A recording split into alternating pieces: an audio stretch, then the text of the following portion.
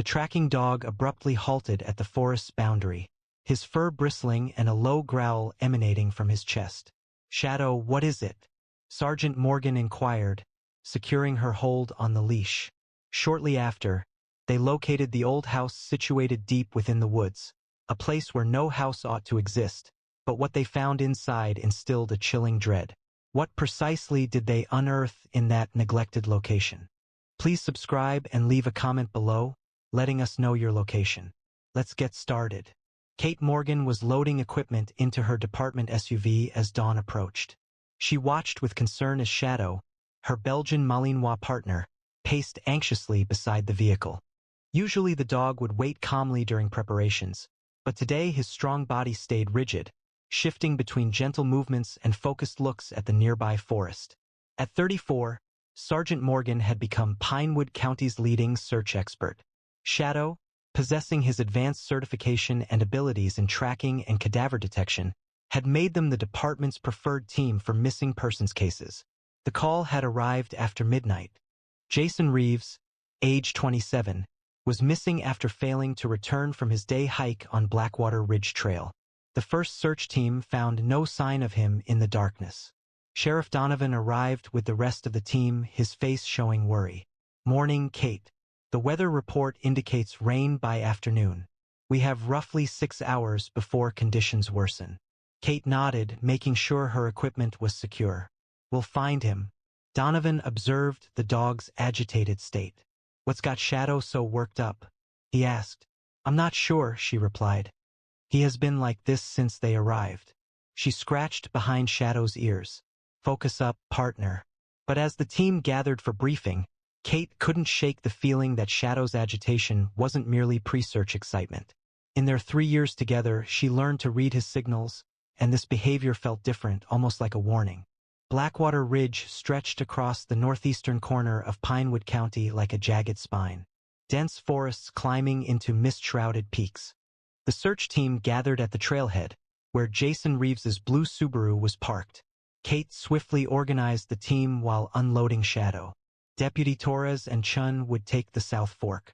Harrison and Lopez were to check the ravine. The sheriff and I would follow Shadow on the main trail. Kate presented Shadow with Jason's navy fleece from a sealed bag. The Malinois inhaled deeply, transitioning to work mode, though Kate observed the remaining tension in his posture. She firmly instructed, securing his tracking lead. After 20 minutes near a small footbridge, Shadow abruptly halted, his body becoming rigid as he analyzed the air instead of the ground. "What's he onto?" Donovan inquired. Rather than proceeding across the bridge, Shadow abruptly turned to the right, drawing Kate towards an embankment.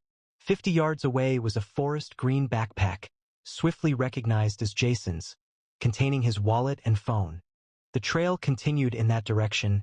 Donovan indicated along the creek bed, where crushed plants indicated recent activity.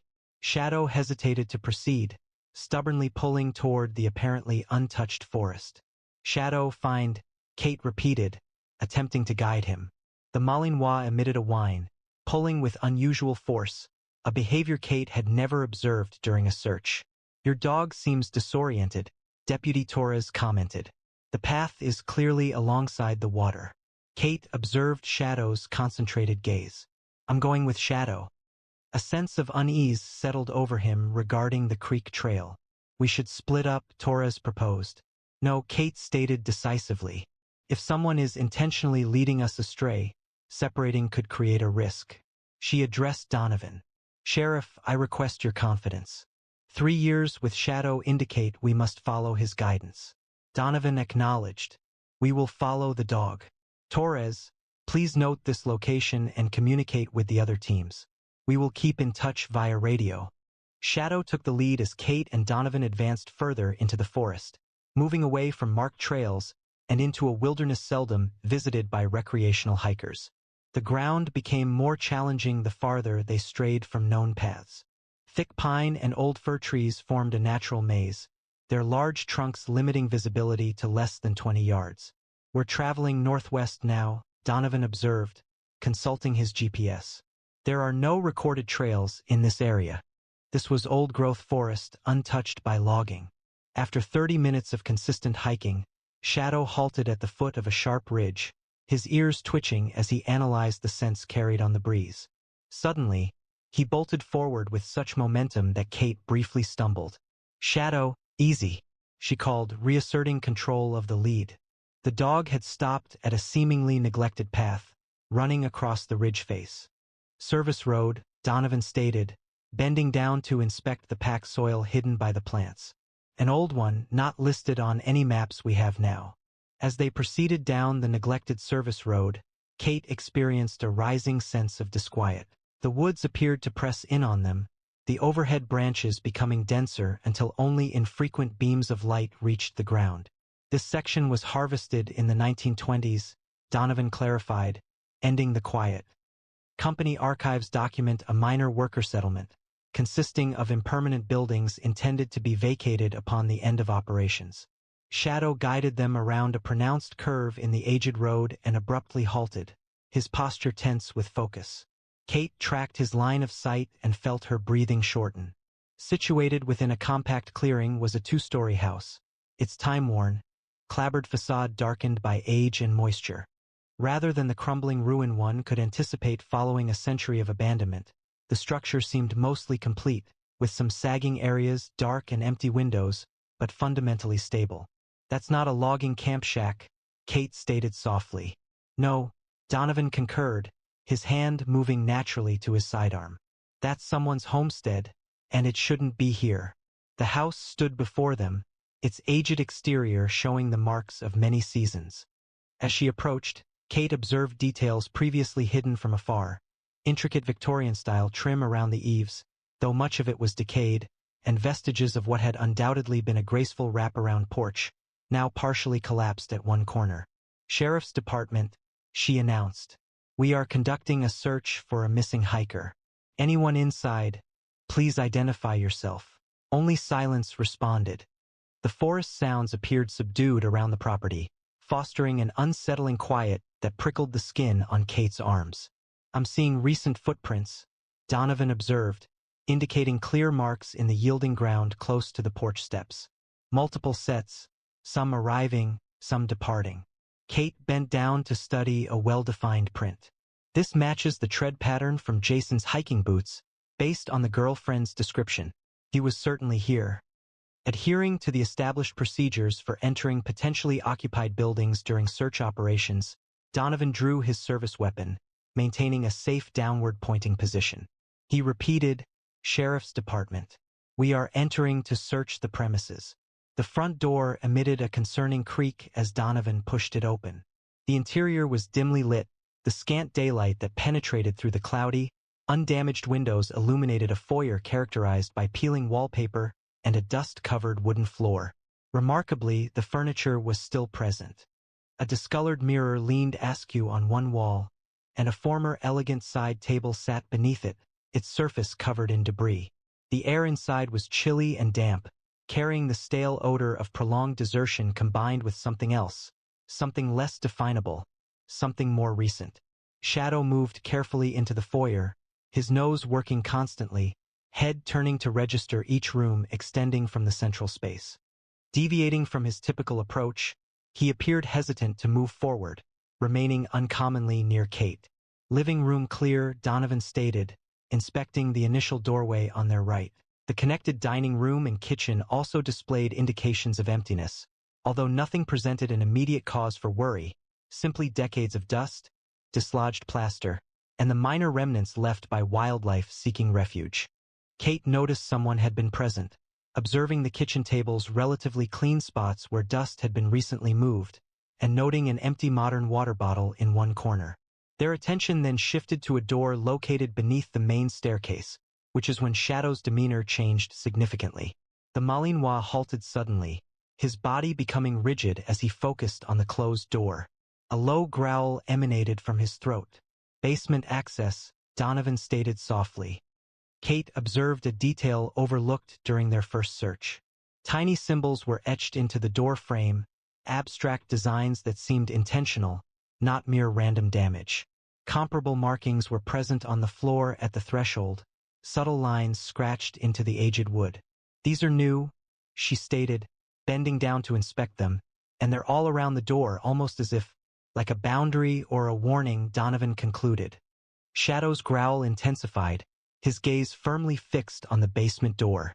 Throughout 3 years of searches, building clearances, and tracking operations, Kate had never witnessed her partner exhibit such intense apprehension.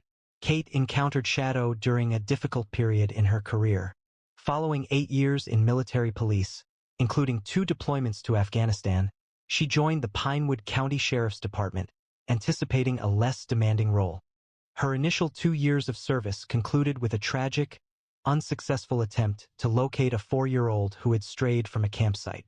The child's remains were discovered several days later, just half a mile from an area that had already been searched. This experience significantly damaged her self-assurance. Sheriff Donovan encouraged her to focus on growth instead of withdrawing, and he offered her a K-9 unit application. During training, she encountered a lean Belgian Malinois.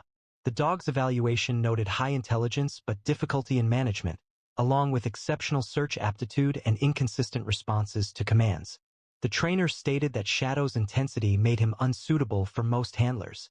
Rescued from abuse at 10 months of age, the previous owner had employed harsh training techniques, essentially torture. Their partnership started with challenges. A significant turning point occurred during a night exercise when Kate fell and sustained a head injury. Instead of returning to base as instructed, Shadow remained with her throughout the night, subsequently leading her along the simplest route back, accommodating her uneven steps. Now, gazing at the basement door with its unusual markings, Kate remembered Fletcher's advice about heeding a dog's instincts even when the reason wasn't clear. Shadow wasn't simply providing an alert, he was conveying a particular message regarding what lay beyond that entrance. "I'm going to trust my partner," she told Donovan, placing her hand reassuringly on Shadow's back. "If he thinks there's something important down there, we need to find out what it is." The basement door resisted initially, then yielded with a groan of protesting hinges. Stale air surged upward, carrying the distinct mineral scent of underground spaces mixed with something less identifiable, a sharp, almost metallic undertone that made Kate's nose wrinkle. Donovan observed a temperature drop as noticeably colder air surrounded them. "Feels like 15 degrees cooler down there," he remarked. A narrow, wooden staircase led down into darkness. Kate turned on her tactical flashlight, the beam illuminating a dirt floor roughly 8 feet below. Shadow remained alert, but didn't show any eagerness to descend. This was unusual for a dog typically keen to lead the way during searches. The basement proved more expansive than Kate anticipated, stretching under the complete area of the house. Stone foundation walls upheld the structure above, with hand-hewn wooden pillars offering extra support at consistent intervals. In contrast to the comparatively undisturbed upper floor, the basement displayed indications of more recent use. "Someone has been using this space," Kate noted, aiming her light beam toward a contemporary camping lantern positioned on a weathered wooden crate. Close by, a sleeping bag was carefully rolled beside a small backpack. "Search team, this is Donovan," the sheriff spoke into his radio. "We've located possible belongings of the missing hiker in an abandoned structure. Request additional units at our GPS coordinates." Only Static answered him. They systematically documented the scene, photographing the items with their phones. The backpack contained energy bars, a first aid kit, and a well-worn trail map of Blackwater Ridge with handwritten annotations. A notebook close at hand contained puzzling notes. The last one was dated the day Jason vanished. "Returning inside today, assuming the stories about this location are accurate, I should possess evidence that cannot be questioned." Shadow, who had been examining the room's boundaries while staying near Kate, abruptly tensed, his focus fixed on the distant wall. Kate instantly understood his stance, the identical alert posture he adopted when locating concealed objects during evidence searches. Shadow informed Donovan, who had been studying markings on a support pillar. The wall that had attracted Shadow's attention seemed unremarkable initially, consisting of roughly hewn stone blocks. However, as Kate drew nearer, her flashlight illuminated slight variations in the mortar arrangement approximately halfway along its length. Working together, they scrutinized the wall section meticulously, ultimately finding a skillfully hidden device, a jutting stone that, when pushed in, disengaged a latch. Accompanied by a soft scraping noise, a portion of the wall, roughly 3 feet in width, swung inward, exposing a narrow passage on the other side. This passage led to a circular room, approximately 15 feet in diameter, with a floor of fitted stone slabs. The walls displayed faded inscriptions, unknown script, and elaborate geometric designs. A stone table, appearing like an altar and bearing a dark stain, was positioned in the center. 7 candles formed a perfect circle around it, 3 of which had recently been lit, showing soft wax. The items placed on the altar were particularly unsettling: a driver's license, watch, and cell phone Kate recognized from the missing person report. These were Jason's belongings, and she documented them with photographs, careful not to move anything. The question remained, where was he? Shadow's anxiety became apparent as he moved around the room. He moved toward the altar, then retreated, conflicted by his investigative training and an intense feeling of reluctance. Kate's flashlight wavered, then noticeably weakened. Donovan's did the same. A subtle hum resonated from the walls, intensifying until Kate felt it vibrating within her. The temperature dropped sharply, their exhaled breath appearing as frosty vapor. Shadow's actions changed significantly. He settled against Kate's legs, forming a protective posture, his gaze directed at an empty corner, his fur bristling. Rather than his usual forceful barking when facing danger, he remained quietly watchful. "We must leave," Kate stated, relying on Shadow's judgment. Immediately, as they moved back, Kate's weakening light revealed one last detail: a recently inscribed name etched into the altar's edge. Beneath those others faded with time: Jason Reeves. Upon exiting the concealed room, Donovan attempted to use his radio, but it only produced the same peculiar static. Kate examined her phone. There was no signal, and the battery had dropped from 85% to 17% during their short time in the basement. A gentle thud from the level above halted them at the foot of the staircase, followed by the clear sound of footsteps on aging, creaking floorboards. "Someone's up there," Kate murmured, drawing her sidearm. The missing hiker could be this person. The main floor seemed unoccupied as they carefully exited the basement. Daylight had faded considerably. Checking her watch, she realized they had been inside for fewer than 40 minutes, but the light suggested late afternoon, not midday. Shadow suddenly became alert, his focus drawn to a small secretary desk in the corner that they hadn't previously inspected closely. The roll top of the desk had been opened, showing a stack of leather-bound journals almost neatly arranged inside. The topmost volume lay open, its pages filled with handwritten text that seemed surprisingly new compared to the old paper. Kate studied the open page, feeling a sudden chill unrelated to the basement's dampness. The writing detailed names and dates of people who've disappeared in these woods. The journal entries originated in 1893 and were written at inconsistent intervals throughout the years. Certain names were accompanied by supplemental information, including ages, occupations, and details regarding disappearances. Kate identified several entries referencing unsolved missing persons cases she had become familiar with after joining the department. Particularly unsettling was the last entry, concerning Jason Reeves, which bore yesterday's date and a specific time. 3:17 p.m. Shadow abruptly growled, turning to confront the doorway. Moments passed, then a significant crash echoed from the upper floor, indicating furniture was being knocked over or displaced. "Sheriff's Department," Donovan announced, approaching the foot of the central staircase. "Identify yourself immediately." Only silence responded, accompanied by another crash, this time directly above them. Plaster dust drifted down from the ceiling. The staircase creaked under their cautious ascent, weapons drawn. The upper hallway split into 4 rooms, the doors showing different levels of damage. Shadow guided them toward the closest entrance, his carefulness apparent in each measured step. The bedroom inside looked untouched initially, featuring a 4-poster bed with a decaying mattress, a wardrobe against one wall, and faded curtains still present at the windows. Then Kate observed the wardrobe doors gradually opening, despite the absence of any breeze or disruption that might cause the movement. Deputy Chen's voice abruptly broke through their radios, startling them both. "Sheriff, come in." We've been trying to reach you for over an hour. Donovan pressed his transmit button.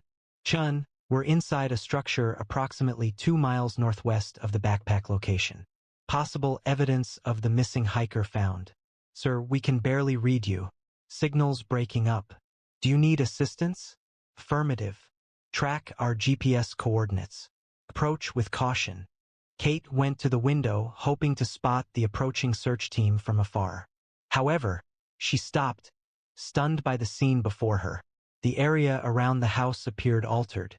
The forest seemed nearer, thicker, the trees leaning inward, as if the woods had somehow moved closer while they were inside. A floorboard groaned behind them, though neither had shifted. Shadow turned toward the noise, positioning himself between Kate and the vacant corner of the room. The temperature plummeted rapidly, their breath visible in the suddenly frigid air. As if to emphasize her statement, a door slammed somewhere down the hallway. Then another. The sound of footsteps, numbering more than one person could manage, reverberated from several directions at once. We retreated the way we had come, Donovan decided, moving toward the bedroom door, only to discover it was closed, despite neither of them having touched it. Kate grasped the doorknob, finding it intensely cold. The door rotated without obstruction, yet remained unyielding, as if a significant force held it back from the hallway. Donovan proposed examining the window, and immediately moved towards it. The old frame initially resisted his attempt to lift the sash, but then yielded with a scattering of paint chips and debris. A blast of cold rain rushed in, bringing with it the fragrance of damp soil and pine. Shadow's growl intensified, his attention still directed towards the apparently vacant corner of the room. Kate had grown accustomed to relying on her partner's instincts, especially when they sensed threats she couldn't identify. Whatever was in that corner registered as dangerous to the Malinois. Kate secured her sidearm and proceeded cautiously as a forceful impact rattled the bedroom door. The old wood fractured but remained intact. A second impact splintered the frame along one side. The fall to the ground outside was roughly 12 feet, negotiable but potentially hazardous. Kate descended from the sill, using her hands to lower herself and minimize the drop to the muddy earth below. She landed unevenly but sustained no injuries, quickly arranging herself to be in shadow. Donovan raised the Malinois, who appeared remarkably compliant with the handling, reinforcing Kate's sense that the dog detected significant danger within. Shadow permitted himself to be passed through the window, his 65 pounds of muscle momentarily suspended before Donovan released him to Kate below. Another crash originated from inside the bedroom, followed by Donovan's startled shout. Kate looked up to observe the sheriff struggling with the window sash, which had unexpectedly slammed down, nearly trapping his hands. "Something's got it," he called, straining against the seemingly immovable window. Shadow barked sharply, not an alert for danger, but his specific call for Kate's attention. The Malinois was focused on a point at the corner of the house, where weathered clapboards met in a seam that appeared to be separating unnaturally, revealing darkness beyond. "Sheriff, another exit," Kate called up to Donovan. "Meet me at the front of the house." Kate drew her weapon again, using her flashlight to illuminate the darkened passage beyond the open doors. Rough-hewn stone steps descended into darkness. The air rising from below held the same metallic odor they'd noticed in the basement. Shadow seemed to want her to go down, but everything she's felt in the house cautioned against returning. The dog whimpered, scratching at the initial step, his eagerness unmistakable. "Kate," Donovan's voice called from somewhere near the front of the house. "Where are you?" Before she could respond, a loud crash echoed from inside the house, the clear sound of a structural failure. Dust puffed out from an upstairs window as a portion of the roof collapsed. Shadow's fur stood on end, a soft growl vibrating in his chest, aimed not at the cellar entrance behind them, but toward the sound of Donovan's voice. A chilling sense of conviction settled in Kate's stomach. "That's not the sheriff," she whispered, completely believing Shadow's judgment. The dog maintained its position, preventing anyone or anything from approaching from around the corner. Kate retreated towards the cellar entrance, keeping her weapon aimed at the side of the building. Shadow followed her, continuing his protective posture. The constricted tunnel stretched roughly 20 feet before leading into what seemed to be a mechanical room, containing antiquated, rusted machinery indicative of a coal furnace system from the house's initial construction. This area, in contrast to the basement they had explored previously, exhibited no indications of recent activity. A door on the distant wall likely linked to the main basement. Kate bypassed it, opting to follow Shadow toward a section of foundation wall that had partially collapsed. The Malinois readily passed through the opening, appearing outside into thick underbrush that had hidden this gap from view. "Sheriff Donovan, come in." Kate tried on her radio, but only received static. She trailed Shadow roughly 50 yards through thick foliage before daring to look back towards the house. Through openings in the trees, she observed its outline. The partially collapsed roof was now releasing smoke despite the heavy rain. Even more unsettling was the movement she noticed at several windows, with shadows moving across them, despite the fact that they had discovered no other people inside. Kate, the authentic voice of Sheriff Donovan, interrupted her focus on the house. He appeared from the trees to her right, soaked and muddied, but seemingly unharmed. "Thank God, I thought you were still inside." Shadow's reaction verified this was truly Donovan. The dog's posture softened, his tail giving a quick wag of recognition. "How did you escape?" Kate inquired, observing a bleeding cut along the sheriff's hairline. "The back staircase gave way while he was on it," he recounted, resulting in him ending up in some kind of root cellar. He found a storm door leading out, and then he paused, seemingly having difficulty expressing his experience. Something was present with him inside, not a person, at least not anymore. Shadow abruptly tensed, his focus returning to the house in the distance. Kate followed his gaze, observing what seemed to be several figures exiting the front door. They were obscured by the rain and fading light, but clearly advancing purposefully toward their position. "We need to go," she stated, her strategic mind rapidly assessing their choices. The primary objective was to extract safely and redirect backup teams away from the house. After 20 minutes of consistent travel, they arrived at the ridge line, offering a view of the valley where the house was situated. From their high vantage point, they observed several flashlight beams in the distance, indicating the search teams were closing in, following their last known coordinates. "We need to stop them before they reach the house," Donovan stated, attempting his radio once more. This time, Deputy Torres responded clearly. "Sheriff, we've been trying to reach you for hours." "Listen carefully," Donovan replied. "Do not approach the structure at these coordinates. I repeat, do not approach. We are maneuvering to block your team's advance from the ridge line north of your current location." Within an hour, they had successfully met up with the search teams and created a security zone half a mile from the house. As full darkness enveloped the forest, the decision was reached to pause operations until morning. The missing hiker, Jason Reeves, was still not found. A flickering light appeared through the trees, not a consistent beam from a flashlight, but the shifting appearance of flames. The house, despite the pouring rain, was now completely consumed by fire, the glow still visible from their location. 1 month later, Kate's office wall showcased an expanding array of photographs, maps, and notes linked by red string, representing her personal inquiry. Jason Reeves remained listed as missing with no new information. The formal search continued for 2 weeks, involving numerous agencies, cadaver dogs, and ground-penetrating radar covering 10 square miles. The search yielded no results, no body was discovered, nor any further evidence besides the peculiar house that had burned completely to its foundation before firefighters arrived. Kate attached a newspaper clipping from 1922 to her board, detailing the destruction of Old Blackwater House in a fire that claimed the lives of 7 members of the Thorne family. The article mentioned local beliefs that the property had been plagued by misfortune since it was built. Her phone rang. "Morgan, this is Torres.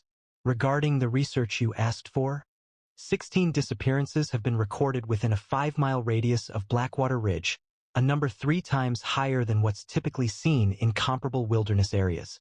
Any patterns?" Kate inquired. "The disappearances tend to occur in clusters of 3 or 4 individuals within a few months, followed by years of no further incidents. Has anyone ever been located?" "Only one person. A Forest Service worker was discovered wandering along Highway 16 3 months later in 1978. He had no recollection of his whereabouts and was malnourished, but sustained no other injuries. Following the phone call, Kate added the details to her board while Shadow stood beside her, his gaze fixed on the photograph of the house foundation. "What did you perceive there?" she inquired softly. Shadow immediately growled, his focus directed at the window where darkness now filled the view. Kate observed a fleeting movement in the tree line, the shadows seeming distorted. She swiftly lowered the blinds, spotting a manila envelope on the exterior windowsill, a package that couldn't be reached without a ladder from her second-floor office. A single photograph lay within, showing Jason Reeves positioned in front of the undamaged Blackwater house, his expression unreadable, bearing a timestamp 3 days following their investigation. Written on the reverse in elegant handwriting was the phrase, "The house always returns. So do we." Shadow brushed against her legs as a shiver traced its way down her spine. Outside, limbs scraped against the structure, sounding like searching fingers. For the first time in her professional life, Kate wished that certain enigmas would remain beyond resolution. Have you ever observed your pet responding to something imperceptible that prompted a feeling of unease? Animals demonstrate senses extending beyond human capabilities. They perceive frequencies beyond our hearing range, scent traces too subtle for us to notice, and possibly energies that science has yet to explain. What could your dog or cat be perceiving when they abruptly pause, focusing intensely on a vacant area of your home? Do you consider that some locations retain echoes of previous occurrences that certain perceptive animals are able to detect? Please share your thoughts and experiences in the comments section. We are eager to read your stories. If this puzzling cold case gave you chills, remember to click the subscribe button and enable notifications to stay updated with our regular uploads about remarkable dog stories.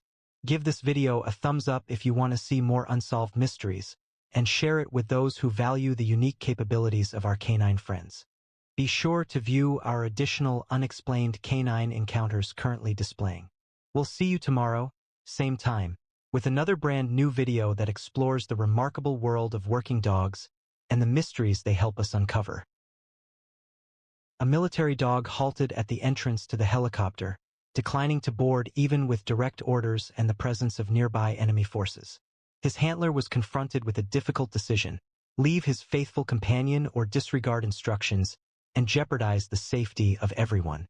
However, when they eventually determined what the dog had sensed within the aircraft, it sent a wave of apprehension through the group.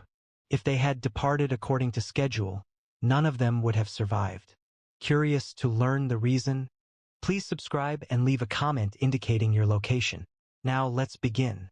The night air hung thick with tension as Staff Sergeant Mike Connors pressed his back against the stone wall of the compound, night vision goggles revealing the green-hued landscape of the remote village. Beside him, Sergeant Taylor checked his weapon, a nervous habit that had become familiar during their months of deployments together. "Tell me again why we're doing this discreetly?" Taylor murmured, observing the shadows. "Because officially we shouldn't be 10 kilometers within this area," Mike responded. He was focused on both their discussion and the compound's interior, where they'd been documenting weapons caches for the past hour. Headquarters requires plausible deniability should complications arise. Rex, Mike's Belgian Malinois partner, was positioned between them, remaining watchful even after having traversed 12 miles of challenging ground from their insertion point. The dog's ears reacted to every noise, his strong frame holding restrained power. "Time to move," Mike stated, glancing at his watch. "We've obtained what we were looking for." They quietly advanced through the darkness towards the eastern wall, employing their well-rehearsed stealth. Their extraction helicopter would not be ready for another 2 hours, at a landing zone 5 miles from their position. That's when everything went wrong. The spotlight caught them halfway across the open space, followed by shouted commands in a language neither of them spoke. Rex's low growl served as the only warning before gunfire erupted from the guard tower. "Go!" Mike shouted, returning fire as Taylor sprinted for cover. The following moments descended into chaos, muzzle flashes briefly lighting the darkness, the distinct sound of AK-47 fire, and the heavy sound of boots as guards reacted to the alarm. They moved towards the perimeter, Rex staying near Mike's side, sometimes quickly moving forward to create space between the pursuers and the retreating Americans. Taylor was injured just as they reached the outer wall, a bullet passing through his right thigh. "I'm hit," he gasped, falling against the ground, blood already soaking through his tactical pants. Mike pulled him behind rocks as more bullets flew overhead. Their location was exposed, their initial exfil plan ruined, and the closest Allied forces were over 30 miles away. "Command, this is Bravo 6, Mike spoke into his comms. "Mission compromised, 1 wounded and under fire. Request immediate extraction at secondary LZ. The crackling response confirmed his concerns. "Negative, Bravo 6. The closest available unit is 40 minutes away. Can you avoid detection and move to the rally point?" Mike observed Taylor's pale expression, then glanced at Rex, who remained vigilant at the edge of the area, attentive and alert, perceiving a threat the humans did not. "Roger that," Mike responded. "Heading to the rally point. We require medical assistance." He addressed Rex, giving the quiet instruction that would decide their survival. "Locate an escape route, boy." Rex proceeded purposefully, guiding them away from the compound, through a ravine not shown on their tactical maps. The dog stopped intermittently, ears swiveling to pick up sounds beyond human perception, before selecting routes that kept them hidden from the search parties scouring the hills. "Your dog is remarkable," Taylor said, struggling through gritted teeth, as Mike partially carried him across a rocky streambed. The improvised tourniquet had lessened the bleeding, but Taylor's complexion grew paler with each minute. How could he know where to go? Rex was chosen for missions such as this, Mike explained, thankful for the dialogue that helped keep Taylor conscious. Belgian Malinois possess remarkable situational awareness. He is analyzing terrain, registering sensory input, listening for dangers, processing all of it faster than any technology we have. They stopped as Mike examined Taylor's wound. The projectile had exited cleanly, yet the hemorrhage was substantial. Taylor would be unable to traverse any significant distance without support. "Command, this is Bravo 6, Mike transmitted via comms. Hostile forces remained in pursuit. Sergeant Taylor's state was worsening. Request for extraction prioritization was initiated." The radio emitted static. "Bravo 6, this is command. A friendly helicopter was rerouted to your location. Estimated time of arrival, 25 minutes at coordinates Delta 3. Mike consulted his navigation device.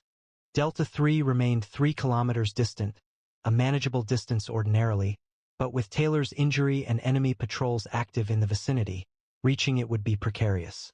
"We will arrive," he told Taylor, although uncertainty likely reflected in his gaze. "Simply abandon me," Taylor said feebly.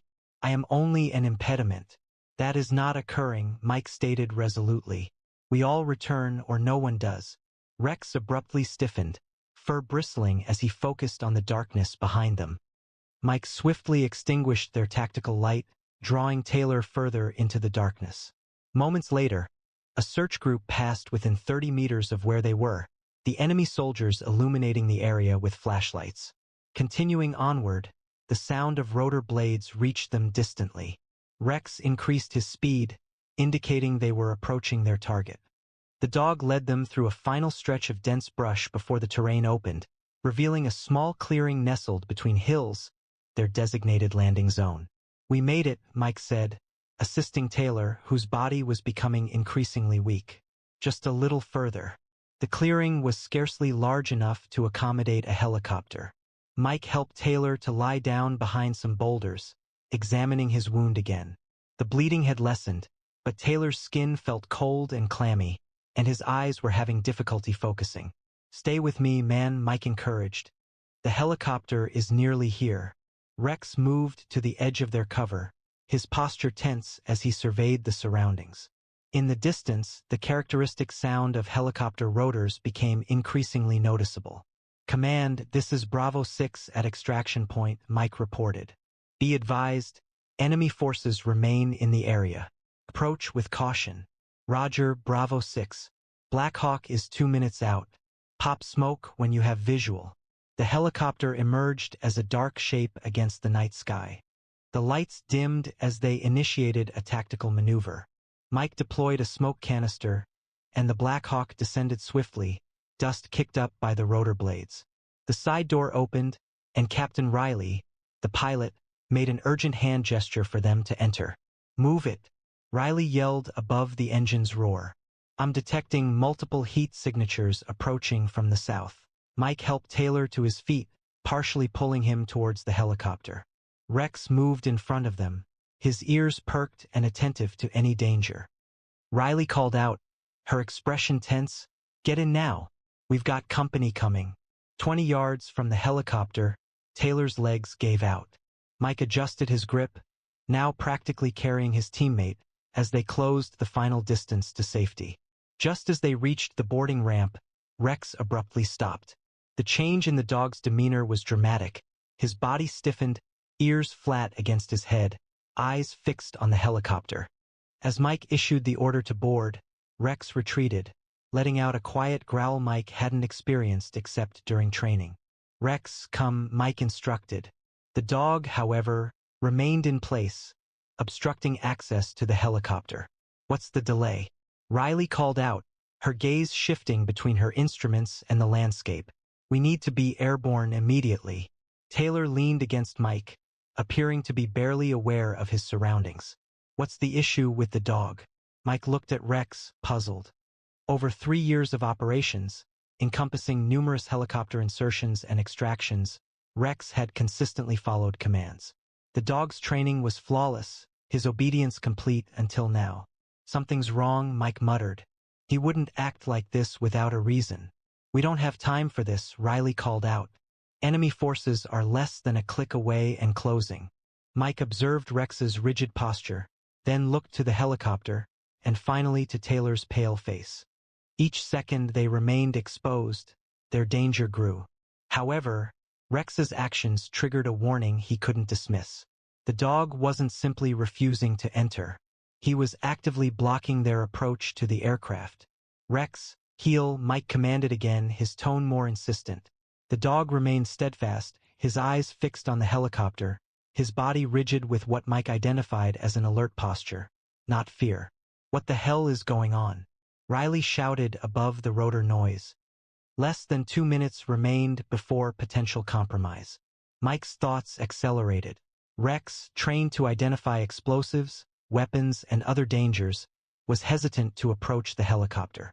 Mike reported a possible threat to the aircraft and instructed Taylor to descend. "Rex is detecting something," he said.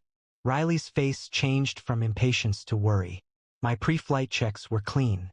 There's nothing wrong with this bird," I stated. The radio on Mike's tactical vest emitted static. "Bravo 6, this is command. Satellite indicates multiple hostiles are moving towards your location. Evacuate immediately. Repeat, evacuate immediately." Taylor's head rested against Mike's shoulder, his voice a whisper. "The dog is agitated. Abandon him." "That's not happening," Mike responded resolutely. The Malinois wasn't demonstrating general fear. It was exhibiting a specific alert response, the type it had been trained to show when detecting a threat. "Command is ordering immediate extraction," Riley announced. "Fuel is being consumed while we wait. A decision is needed, Sergeant." Mike was familiar with the established procedures. The mission held the highest priority. Taylor's life was critically important. The predefined procedure for operations under duress was unambiguous. The extraction must be completed at any cost. However, Rex had never been incorrect. "I require 1 minute," Mike said to Riley. "We cannot afford a minute," Riley responded. "Enemy combatants are closing in from the south and west. If we do not launch immediately, we will all be eliminated or taken prisoner." The radio emitted a burst of static, followed by the voice of Colonel Westmore, the operation commander. "Staff Sergeant Connors, this is a direct order. Board that helicopter immediately." Mike paused, wrestling with his sense of obligation and the intuition that had protected him during 3 deployments. "Sir, my canine is signaling a possible danger to the aircraft. I request authorization to examine the area before boarding." Colonel Westmore responded, "Negative, Sergeant. An unmanned enemy drone is approaching your location in under 2 minutes. You are out of time. Abandon the dog if needed." Leave that stupid fucking dog and get on the chopper. That's an order, Connors. Westmore's voice crackled through the static. Something broke inside Mike at those words. 3 years together, dozens of missions, countless lives saved, including his own. Rex wasn't equipment, he was his partner. He's not just a dog, Mike replied, his voice firm, and he's indicating a problem with the aircraft. Are you jeopardizing this entire operation because of an animal? Westmore's voice boomed over the radio. That helicopter is the only resource available in the area. Miss this extraction and there won't be a second chance. Taylor's breathing had become shallow. His skin was turning a gray color that Mike had seen countless times from battlefield injuries. Immediate medical assistance was crucial. Without it, he wouldn't survive. Riley had deactivated the main rotors to preserve fuel. The helicopter remained motionless in the clearing while she observed her instruments. Command wants us to abort, she relayed to Mike. Orders are to take off in 30 seconds, with or without you. Mike remained steadfast, Rex still positioned between them and the helicopter, his focus unbroken. Years of battlefield experience had instilled in Mike a single, vital understanding. In critical situations, instinct takes precedence over instructions. If you proceed without us, the mission is compromised, Mike relayed to Riley. Taylor possesses the crucial intelligence. Should he be captured or killed, all that we've endangered our lives for will be lost. Riley's face displayed a transition from frustration to doubt. Command is threatening to permanently restrict my operations if I disregard instructions. My professional standing is at stake. So is mine, Mike responded. Rex is the top detection dog in the regiment. If he indicates a problem with that helicopter, there is a problem. The radio emitted static again, Westmore's voice now laced with anger. Captain Riley, you are instructed to take off immediately. Abandon Connors and the wounded if they are unwilling to board. That is a direct order. Following a moment of suspense, Riley removed her headset and exited the helicopter. Colonel Westmore, she said, speaking directly into the radio, this is Captain Riley. I will look into the K-9's alert and will report back. Without waiting for a reply, she turned off the radio, cutting off Westmore's objection. You've just signed your own discharge papers, Mike said softly. Riley shrugged, perhaps, but I've observed these dogs operate previously. If yours is this certain, it would be unwise not to verify. Riley tossed her flight helmet into the cockpit and moved forward cautiously, pausing a short distance from where Rex kept his alert position. What is he trained to detect? She asked. Explosives, weapons, chemical agents, Mike replied. But he's also cross-trained for mechanical anomalies. Dogs can detect subtle changes in machinery that instruments miss. Riley's professional skepticism conflicted with her pilot's instinct for caution. I performed a complete pre-flight check before takeoff. All systems were nominal. Mike nodded toward Rex. He disagrees. A moan from Taylor brought their attention back to her. The wounded soldier's condition was worsening rapidly, his face now ashen. We need to get him treatment sooner, he won't make it, Mike stated urgently. Riley looked back at the helicopter, then surveyed the surrounding terrain where enemy forces were approaching. I'm giving this 5 minutes, she decided. If we don't find anything by then, we fly. Dog or no dog. Deal, Mike agreed quickly. Rex, find it. The command freed the Malinois from his blocking position. Rather than entering the helicopter, Rex commenced a careful sweep around the aircraft, his nose working with focus as he detected something undetectable to the humans. Rex's concentration grew stronger on the port side close to the engine housing.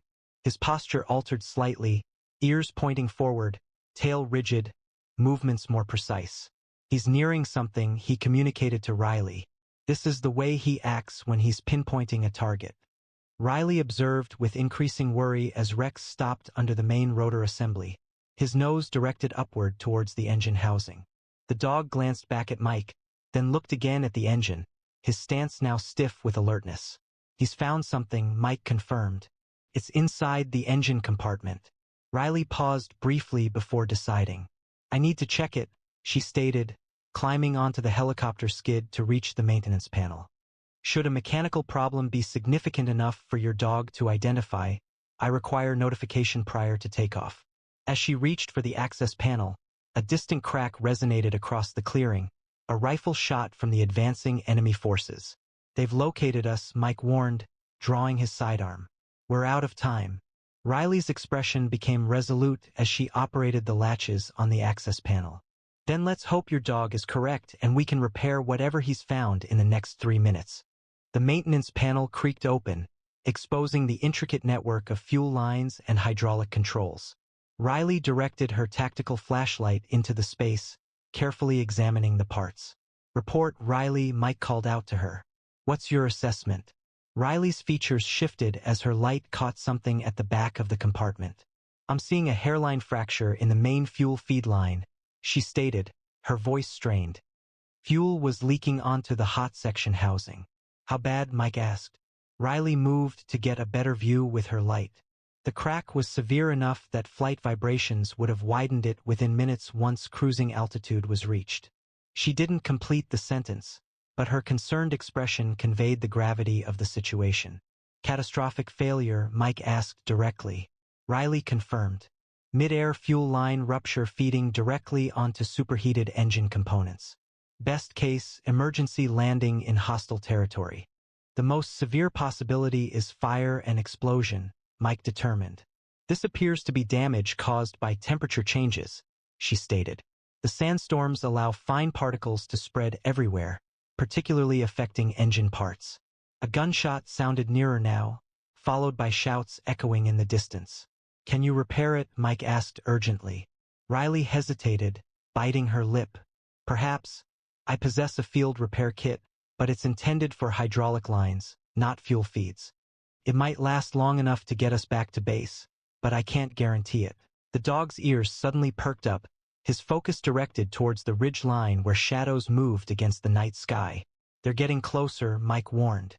"Whatever you're going to do it quickly."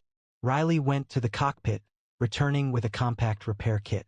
"I need 5 minutes," she said, climbing back up to the engine compartment. "Maybe less if your dog's observation saves us from having to troubleshoot." Mike gently scratched Rex behind the ears. "Good boy," he murmured, "the best boy." Riley worked with practiced efficiency, her fingers moving deftly despite the awkward angle and poor lighting. The specialized epoxy compound she applied needed to create a temporary seal strong enough to withstand the pressure of flight. "This repair won't pass any inspection," she muttered, wrapping a reinforcing mesh around the crack. "But it might get us home." Mike stood at the perimeter, rifle ready as he surveyed the advancing hillside. The enemy fighters were moving steadily closer, utilizing the terrain for cover. "How much longer?" he inquired of Riley. "Almost there," she responded, not looking up from her task.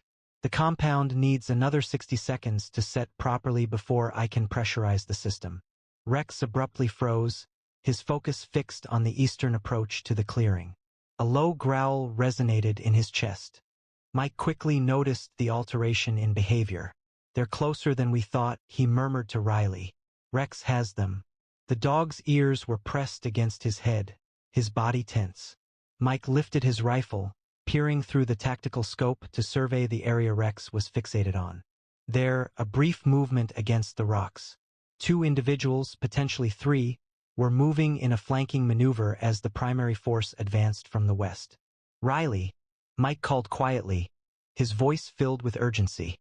"Enemy contacts are approaching from behind, less than 100 meters and closing rapidly. We must depart immediately." Riley completed the last application of sealant, her actions swift but accurate. She stated, 30 more seconds are needed for the minimum curing time, as she already began closing the access panel. A shorter time would risk the patch failing during takeoff. "Rex," Mike instructed quietly, "protect Taylor." The Malinois instantly moved to position himself guardedly next to the unconscious soldier. Mike established a defensive posture, rifle firmly against his shoulder. The initial muzzle flash appeared on the eastern ridge. A rifle shot followed, accompanied by the sound of a bullet passing above. Mike fired in measured bursts, prioritizing suppression over attempts to hit targets obscured by distance. Under fire, he called out as additional shots echoed from several locations. 10 seconds, Riley responded, noting the helicopter's rotors initiating their startup sequence. Rex emitted a sharp bark, signaling movement from another direction.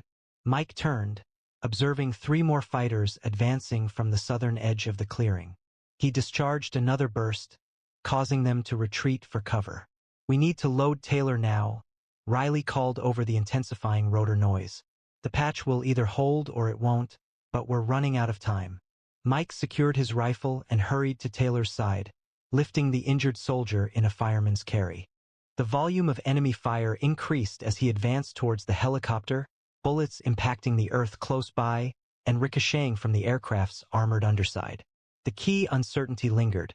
Would Rex now enter the helicopter of his own accord, given the mechanical problem was resolved? Mike paused at the boarding ramp, glancing toward his canine partner. "Rex, come a bordo." The instant lingered as Rex stood at the ramp's edge. His focus remained on the engine compartment, the location of the repair. Without hesitation, the dog jumped into the cabin, indicating his approval of Riley's work. "He's good with it," Mike shouted to Riley as he secured Taylor on the cabin floor. "Let's go." The helicopter lifted shakily, its engine straining as Riley performed an emergency takeoff procedure. Mike took position at the open door, rifle ready as enemy fire continued to strike the aircraft's underside. A violent shudder ran through the aircraft as something struck the tail section. Alert signals illuminated Riley's instrument panel, yet she kept the aircraft steady, sharply turning eastward to create space from the attacking fighters. She relayed that the tail rotor had sustained damage, her hands swiftly adjusting the controls, managing to keep the helicopter operational, albeit precariously. A rapid detonation occurred on the hillside, an RPG having narrowly missed them. The blast's impact jolted the helicopter, causing a brief spin that Riley struggled to correct. "They possess substantial weaponry, we skate," Mike exclaimed, observing yet another combatant identified by the recognizable barrel of a rocket launcher. Another RPG whizzed past them, narrowly avoiding the primary rotor by a few inches before exploding in the night sky beyond. The helicopter vibrated once more, alarms sounding in the cockpit as systems neared their operational boundaries. As Mike reached for the radio, a frightening new sound pierced the helicopter's noise. A high-pitched whine emanated from the engine compartment, followed by a metallic snap that echoed through the airframe. Riley's eyes widened in alarm as warning indicators illuminated her panel. Fuel pressure was decreasing, the patch was failing. Riley swiftly manipulated the controls, making quick adjustments to preserve altitude. She rerouted fuel flow, deactivated non-essential systems, and reported we might reach Outpost Delta if the secondary lines remain functional. Rex proceeded to the cockpit entrance, his focus returning to the engine compartment. However, unlike his earlier vigilant stance, the dog now simply observed, his ears pricked forward, seemingly assessing the circumstances. "I think your dog is performing systems checks," Riley remarked with a tense laugh. "He keeps looking directly at the location of that fuel line." Another mechanical groan arose from the engine, accompanied by a brief increase in power. The aircraft stabilized, establishing a rhythm despite the damage and strained repairs. "I believe the epoxy is resealing as it warms," Riley stated, a cautious hope evident in her voice as she examined the instruments. "Pressure is stabilizing, it's not ideal, but potentially sufficient to get us home." Mike engaged the communication system. "Command, this is Bravo 6, we are airborne with 1 critically wounded. Helicopter sustained damage during extraction. We are requesting an emergency medical team at Outpost Delta, ETA 20 minutes. Static filled the airwaves as Colonel Westmore's voice cut through. His previous frustration vanished, replaced by a calm, professional demeanor. "Copy that, Bravo 6 medical team standing by, what's your aircraft status?" Captain Riley grasped the handset. "This is Captain Riley, aircraft operational but damaged. Tail rotor compromised, fuel system patched. We'll make it to Delta, but this bird won't fly again without major repairs." Westmore responded. "Understood. Priority is getting our people home safe. Well done, Captain. Excellent work, Staff Sergeant." The lights of Outpost Delta became visible on the horizon. This was a comforting sight following the difficult flight. Riley had kept the helicopter at a reduced altitude, carefully managing the damaged systems and maximizing the aircraft's capabilities. she announced with noticeable relief, 5 minutes remaining, noting that a medical team should be ready. To Mike's surprise, Taylor's eyes opened briefly. The dog, he whispered, his voice barely audible over the engine noise, was right. Yes, he was, Mike agreed, signaling Rex to come closer. The Malinois approached carefully, seeming to understand the fragility of the wounded soldier. He saved all of us. The helicopter descended toward the brightly lit landing pad, its movement sluggish, but controlled under Riley's expert handling. Upon landing, medical staff quickly moved forward with a stretcher, and ground crew positioned fire suppression equipment around the aircraft. Taylor was transferred to the medical team, with Mike providing a quick summary of his condition as preparations began to move him to the field hospital. As Taylor was transported, Riley exited the cockpit, her flight suit marked with hydraulic fluid and sweat. With exhaustion visible in her movements, but satisfaction in her eyes, she addressed Mike and Rex. "Your dog," she said, shaking her head in amazement, "just saved 3 lives in a $12 million aircraft." If that fuel line had ruptured at altitude, she trailed off, leaving the implications clear to both of them. Colonel Westmore then approached from the command center, his expression unreadable as he stopped before them. A brief, tense silence fell as Mike prepared for the expected rebuke. Unexpectedly, Westmore offered his hand. "That was some of the finest judgment I've seen in 20 years of command, Sergeant Connors," he said, astonishing both Mike and Riley. Prioritizing his canine partner over direct orders demonstrated courage. He then knelt before Rex, who displayed impeccable military bearing, even after the challenges of the extended mission.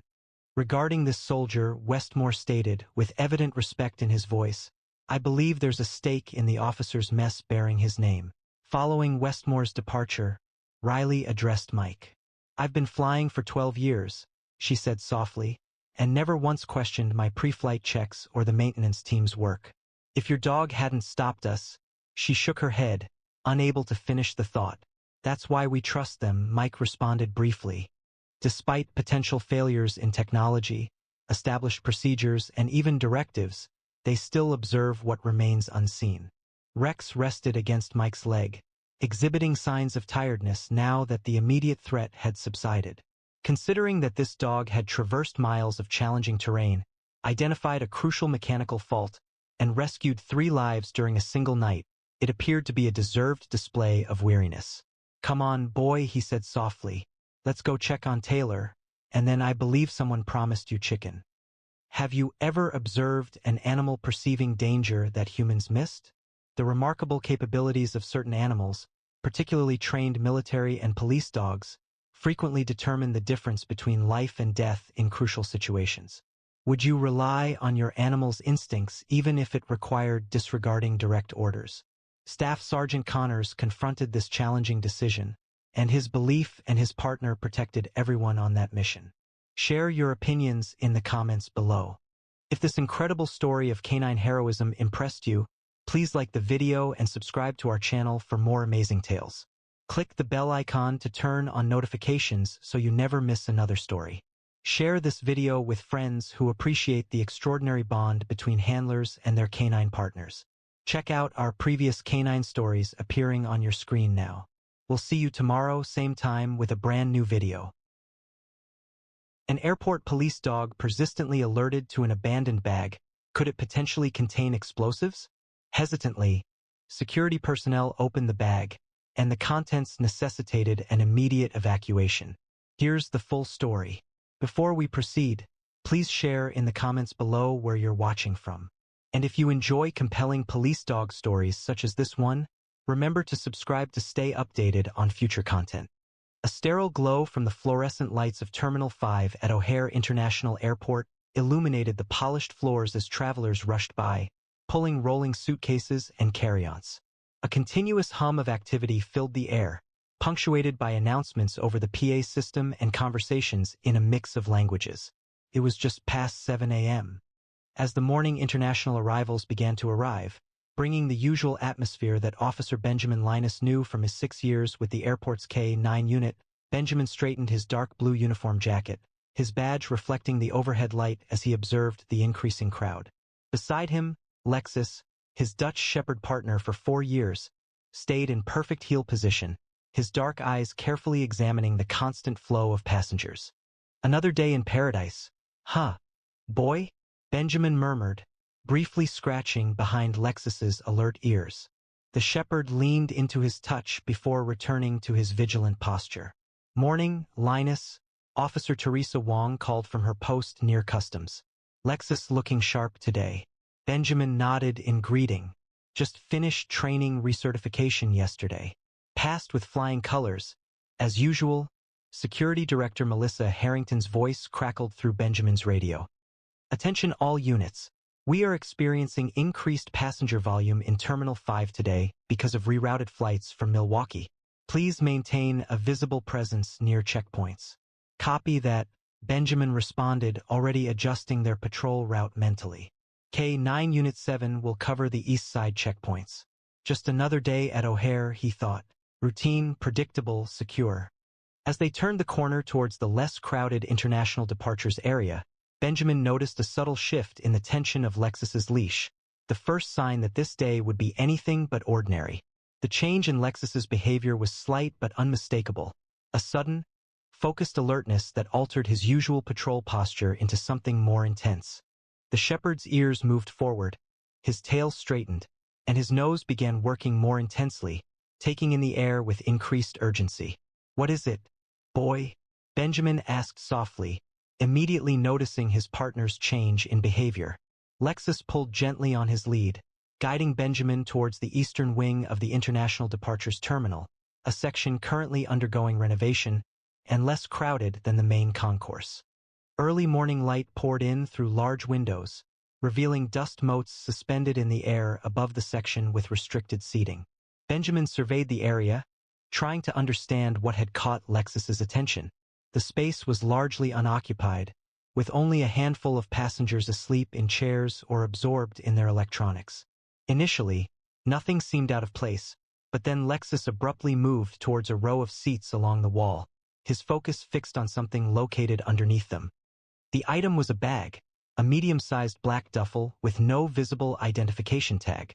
It was positioned perfectly centered under the middle seat, partially hidden from a quick glance, but fully visible from their present viewpoint.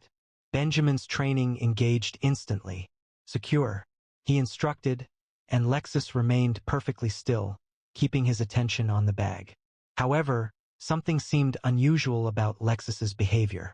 During training for explosive or narcotic detection, Lexus exhibited distinct alert behaviors, a passive sit for explosives and active pawing for narcotics. This was an anomaly. The dog's body was stiff with tension, and a low, sustained growl emanated from his throat, a sound Benjamin had seldom heard from his usually calm partner. Lexus, check. Benjamin instructed, initiating the inspection signal. Rather than approaching the bag and indicating as he had been trained to do, Lexus retreated several steps. His growl deepened. His tail was now completely straight, hackles slightly raised, a posture unlike his usual alert stance. A passing custodian noticed them and began to approach. Benjamin raised his hand, stopping the man. Sir, please step back, he ordered calmly but firmly. As if reacting to the newcomer, Lexus suddenly emitted 3 sharp, staccato barks, a sound so unlike his usual alerting behavior that it sent a chill down Benjamin's spine. Maintaining focus on the bag, Benjamin activated his radio. Control, this is K9 Unit 7 at Terminal 5, East Wing, Section C. I have an unattended bag exhibiting atypical K9 alert behavior. I request backup and implementation of area evacuation protocol. The dispatcher replied, copy that, K9 Unit 7 security personnel are on their way. Commence standard abandoned bag protocol. Benjamin then began clearing the surrounding area, speaking with a firm but controlled tone to avoid causing alarm. Esteemed guests, please gather your possessions and proceed calmly to the main concourse. Security personnel will guide you from that location. As the last non-employees left the area, a security team arrived, led by Lieutenant Jack Cassidy, the airport's senior security officer. His characteristic worried expression intensified as he evaluated the scene. What's the situation, Linus? Cassidy inquired, gesturing towards the bag. Unattended bag, sir. No discernible markings, placed intentionally beneath the chairs. Cassidy's gaze moved to Lexus, who stayed focused on the target, their body rigid. Your dog providing an unexpected alert? Benjamin responded, worry clear in his tone. This isn't his standard explosive alert, nor is it a narcotics detection. I'm not familiar with him behaving in this manner. Cassidy's face grew stern. Unfamiliar with this reaction? What is the significance of that? He should be alerting or he shouldn't be. A second security team arrived, bringing their usual detection tools. The lead technician, Raj Patel, started preparing a portable X-ray machine, observing Lexus with a professional gaze. Let's examine what's inside before we decide anything, Cassidy instructed. Sir, Benjamin insisted. I've been working with Lexus for 4 years. When he behaves like this, there's a valid explanation. As evacuation procedures began, Benjamin's thoughts returned to the day he first encountered Lexus, 3 years prior to their formal partnership. The recollection was clear. A scorching July afternoon at the Homeland Security Training Facility in Virginia, when Benjamin was attending specialized K-9 handler training. This one's different, Trainer Martinez stated, guiding Benjamin toward an isolated kennel separate from the other training dogs. A Dutch Shepherd, roughly 2 years old, was discovered during a raid on a trafficking operation near the Mexican border. Benjamin had looked into the kennel, anticipating an aggressive or distressed animal. However, he encountered an intensely focused gaze from a slender, muscular shepherd with distinctive amber eyes. Unlike many rescued dogs, the dog did not bark or pace. He remained perfectly still, evaluating Benjamin with a nearly human intelligence. What is his history? Benjamin asked, maintaining eye contact with the extraordinary animal. Martinez referred to his clipboard. We're not entirely sure, he stated. The operation involved smuggling both drugs and people. This dog was discovered guarding a container holding children inside. He did not attack the rescue team, did not attempt to flee, but instead protected the kids. The strangest thing I've ever seen, Martinez commented. He's failed traditional explosive detection programming, Martinez clarified.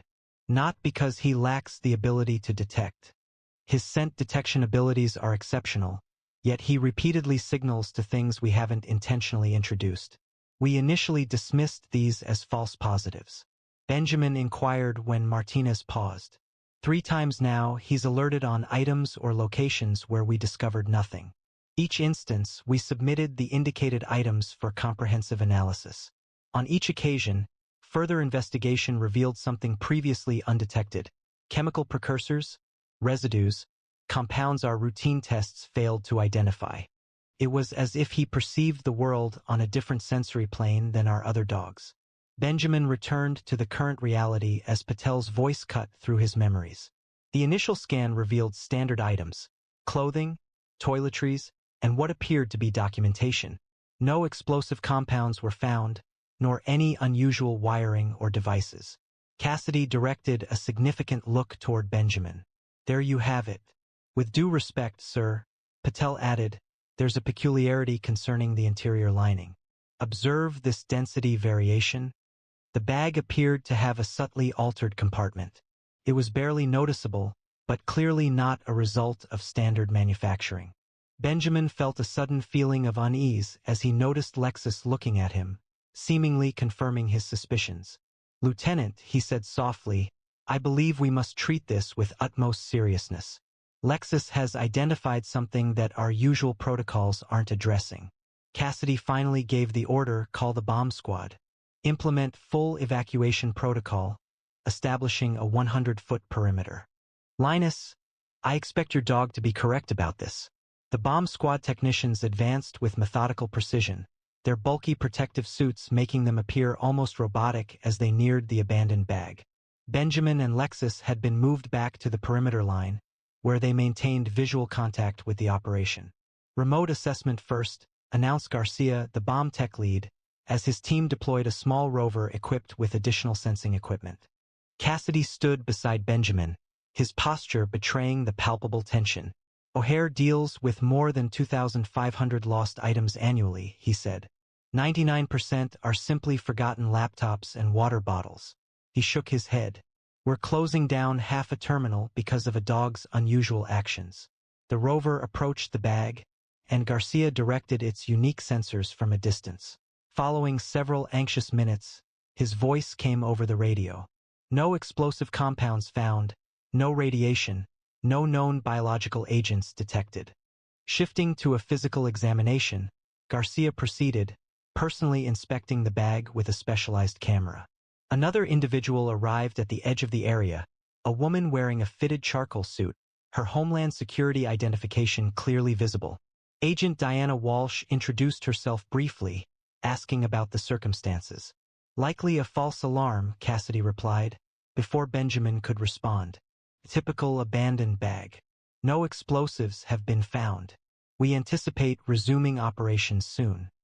Walsh's keen gaze shifted from the surroundings to Lexus, who was now looking straight at her, his stance still tense and focused. That your dog, officer? Linus. Benjamin Linus. And yes, this is Lexus, she stated, rather than asked, which surprised Benjamin. I read the file. His alert behavior is unusual? Very, Benjamin confirmed. I've never seen him react this way before.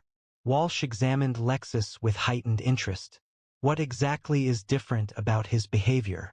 He is maintaining distance while remaining focused. Normally, he approaches detection targets directly. And these vocalizations? As if on cue, Lexus let out another series of short, sharp barks. They're not part of his training. Over the radio, Garcia's voice interrupted their conversation. Physical inspection reveals no traditional threat devices. However, there's definitely a concealed compartment in the lining. Very sophisticated work, not visible to the naked eye. Walsh's face grew serious. Don't open that compartment, she instructed firmly into her own radio. Excuse me? Cassidy questioned. This is airport jurisdiction. Not anymore, Walsh replied, showing her credentials more clearly. That bag corresponds to a profile we're monitoring. Officer Linus, how is your dog reacting? Is he retreating while still attentive? Benjamin responded, seemingly taken aback. That's precisely what's happening. Instead of explaining, Walsh quickly spoke into her radio. Agent Walsh is requesting immediate hazmat support at O'Hare Terminal 5, East Wing. A potential CBR material is suspected. Priority code Alpha. Our sensors detect known threats, Walsh replied grimly to Cassidy's protest. We've been tracking a new synthetic compound that evades standard detection. There have been 3 incidents in the past month: Dallas, Miami, and Phoenix. The only consistent detection has been unusual behavior from certain K-9 units. Specifically, alert without approach. Benjamin experienced a chilling realization. He was sensing something hazardous, though unfamiliar from his training. Therefore, he maintained a safe distance while staying vigilant. Indeed, Walsh affirmed, and should it prove to be what we suspect, your dog may have potentially saved hundreds of lives. The operations manager's face reddened significantly when Walsh requested a complete evacuation of the terminal. Do you comprehend the implications of this request? This situation involves potentially disrupting travel for thousands of people and causing millions in lost revenue. I understand perfectly, Walsh stated, her voice steady but with an unmistakable firmness. And I'm not requesting it. Following a moment of heightened tension, Cassidy's radio crackled with a transmission from the airport director himself. After a short discussion, he addressed the group, his face serious. The director has approved the full evacuation protocol for Terminal 5. We are initiating it now. With the evacuation announcement echoing through the terminal, Benjamin experienced a brief sense of relief, which was swiftly overtaken by a fresh worry. If this is what you suspect, Agent Walsh, he thought, already observing the escalating disarray of the evacuation, then whoever placed this bag here is probably still in the airport. And now we're setting everyone in motion, making them more difficult to track. Benjamin stated, his mind racing through the possibilities. We need to find them before they realize we've discovered the bag. Lexus can help. If he detected whatever's in that bag, he might be able to track the person who handled it. Agent Harlow from the CBR response unit arrived and quickly coordinated with the hazmat team. Benjamin knelt beside Lexus, speaking in a low, steady tone. "We need to find who left this boy. Can you do that? Can you find them?" Lexus's intelligent eyes focused on Benjamin's face, a gentle whine escaping his throat, demonstrating understanding yet conveying worry.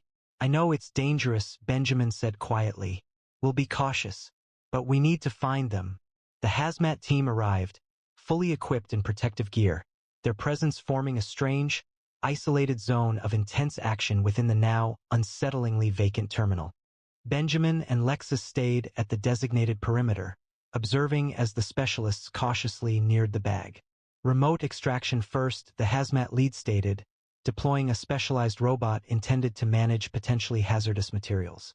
While maintaining a negative pressure environment during the transfer, Harlow approached, holding a tablet displaying security footage. "We've got partial facial recognition from cameras near where the bag was placed. The individual is a male, approximately 30 to 35 years old. He is Caucasian and traveling alone. He entered through the north entrance at 6:14 a.m. He was carrying a bag.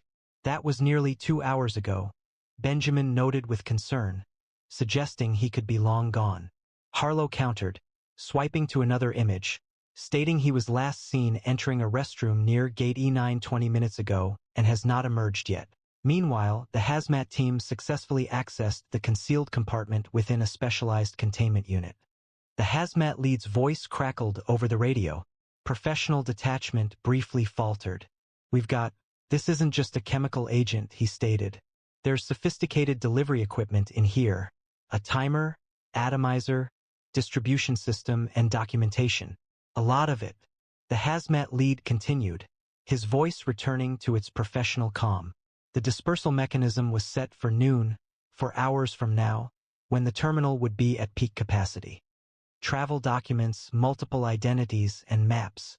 Terminal layouts for O'Hare, Atlanta Hartsfield, LAX. This indicated a broader operation."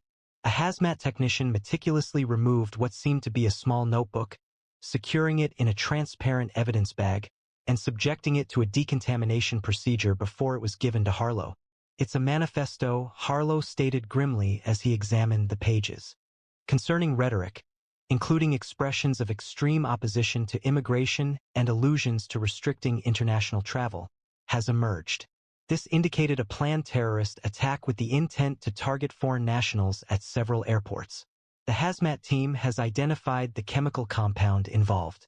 It is a synthesized neurological agent, non-lethal upon contact, but intended to induce panic, disorientation, and respiratory distress within a densely populated airport environment, potentially leading to widespread panic and chaotic trampling." Benjamin completed his thought. "Standard sensors wouldn't identify it, as it's designed to stay inactive until scattered."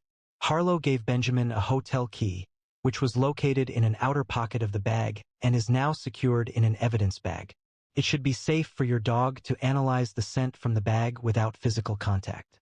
"Lexus, scent," Benjamin instructed, holding the sealed bag close to the shepherd's nose without opening it. Lexus inhaled deeply, then looked at Benjamin, attentive and prepared. "Locate him." Benjamin gave the signal, and they proceeded into the terminal's interior, where their suspect might still be concealed. Lexus advanced with focused determination through the evacuated terminal, his nose working constantly as he followed the scent from the hotel key card. Benjamin kept a steady tension on the lead, allowing his partner sufficient freedom to work while remaining connected to his movements. Agent Walsh and 2 airport security officers trailed behind, maintaining a distance to avoid disrupting the scent tracking.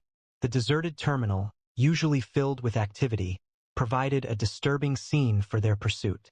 Coffee cups remained warm on the tables. Breakfast sandwiches were left unfinished. Newspapers drifted in the air conditioning, which continued to operate despite the evacuation. As they headed toward Concourse E, Benjamin spoke softly into his radio, while Lexus guided them past closed duty-free shops and empty waiting areas. Lexus abruptly stopped at a junction of corridors, his sense of smell working intensely as he appeared to evaluate different scent paths. Following a brief pause, he turned purposefully toward a service corridor labeled Authorized Personnel Only. "He is entering the restricted area," Benjamin confirmed into his radio. Request backup at Service Corridor E42. The door to the service area was slightly ajar, a further cause for concern, as these doors were mandated to remain secured at all times. Lexus's pace increased, his body language indicating a closer approach to their target. The narrow corridor opened into a more spacious back-of-house area where airport operations handled luggage, supplies, and equipment. Lexus paused once more, moving around a section close to a staff break room before returning towards a door labeled electrical access. His actions changed slightly, his ears perked, his posture suggesting he's found their target. Through the little, wire-reinforced window, Benjamin could see activity inside, someone quickly collecting things from a backpack. Subject identified, Benjamin spoke into his radio. Male matches description, seems to be getting ready for something. Request immediate tactical response. Lexus emitted a warning bark. The suspect had observed their presence through the window. Immediately, the man inside began moving, displaying frantic energy, retrieving something from his pack. No time, Benjamin responded urgently. Subject is actively handling unknown materials. We're moving in now. With practiced coordination, Benjamin and the security team positioned themselves at the door while Walsh covered their flank. With Benjamin's approval, an officer opened the door, and they entered quickly. Airport police, Homeland Security, hands where we can see them, Walsh ordered, raising her weapon. The suspect, a thin man with close-cropped hair and pale eyes, paused briefly, his hands near what looked like another modified bag resembling the one they had discovered. He then moved swiftly, lunging for a small canister on the workbench. Another device. Benjamin cautioned, issuing a command at the same time. Lexus, stop. The Dutch shepherd surged ahead with intense focus, expertly trained to neutralize dangers without causing serious harm. He intercepted the suspect's arm just as he attempted to reach the canister, using a controlled pressure with his jaw that made the man cry out and fall backward.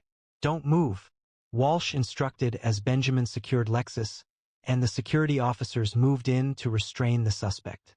A brief examination of the room exposed the troubling extent of the operation, including another partially assembled dispersal device, additional documentation, and what seemed to be communication equipment. The suspect remained handcuffed to a chair in the airport security office, his gaunt face set in a look of scornful silence as Agent Harlow and a recently arrived FBI agent prepared for questioning. His name is Ethan Mercer, Walsh told Benjamin, reading from a preliminary report on her tablet. A former chemical engineering student, who left school 3 years ago, had been flagged for extremist online activity on several watch lists. However, no action was deemed necessary until now. Through the speaker, they could hear Harlow starting the interrogation, using a methodical and controlled approach. Mercer remained silent, offering only occasional smirks and shrugs in response. The interrogation stretched on for several minutes without significant advancement until the FBI agent presented photographs of the disassembled device on the table. A subtle expression crossed Mercer's face, not fear, but something resembling pride. You were fortunate, Mercer finally said, his voice unexpectedly gentle and clear. If not for that dog. Benjamin noticed Lexus stiffen next to him at the mention, as if the shepherd recognized he was the subject of discussion. How many more? Harlow asked, leaning forward. Mercer's smile broadened a little. Sufficient. Today marked the commencement. The purification process has begun, and the impending events are unstoppable. A disturbance in the hallway captured their focus when the hazmat team leader arrived with pressing information. We have finished the analysis of the communication devices located with the suspect, he stated. They are burner phones, each containing only 3 numbers in the call history. Each of those 3 numbers traces back to prepaid phones bought in separate cities. Walsh suspected Dallas, Atlanta, and Los Angeles. His assessment proved accurate, the hazmat lead verified. Further details emerged. The devices incorporated synchronized timers, intended for simultaneous activation across all locations. Your phones betrayed you, Ethan, Harlow stated, her voice steady through the interrogation room speaker. We are currently monitoring your associates. He glanced at his watch with a studied nonchalance. They are likely already in custody. Now, the crucial question remains. Who will break their silence first? The possibility of avoiding a lifetime in solitary confinement hinged on cooperation.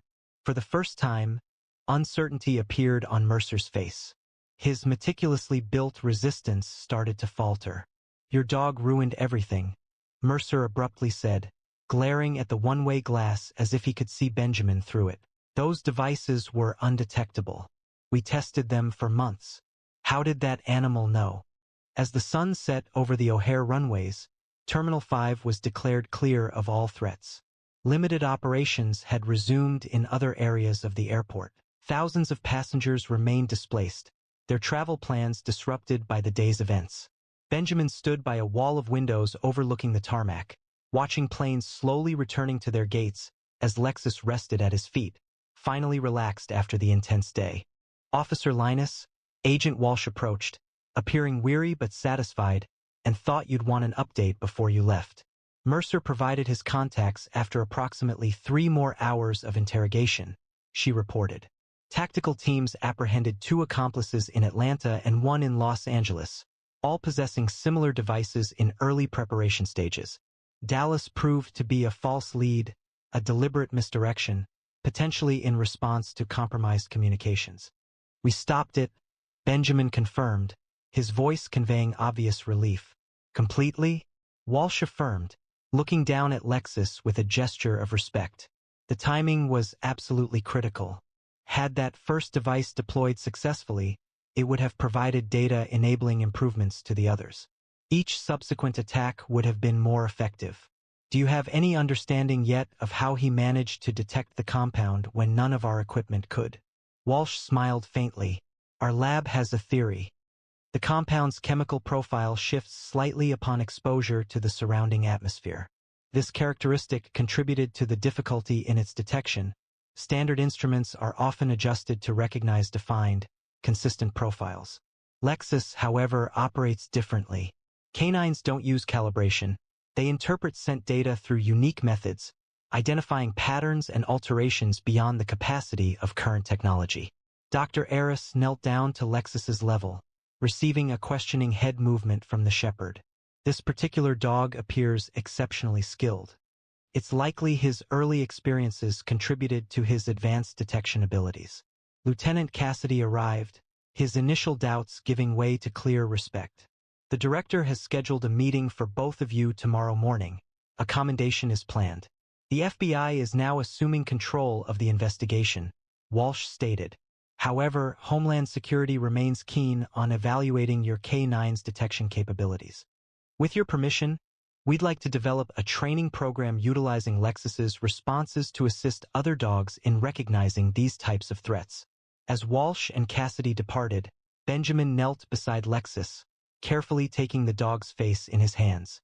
The intelligent amber eyes that had first connected with him years ago at the training facility looked back with the same unwavering trust. "You did well today, partner. Really well." He stroked his hands along Lexus's sides. A final check was performed to ensure there were no signs of distress or exposure.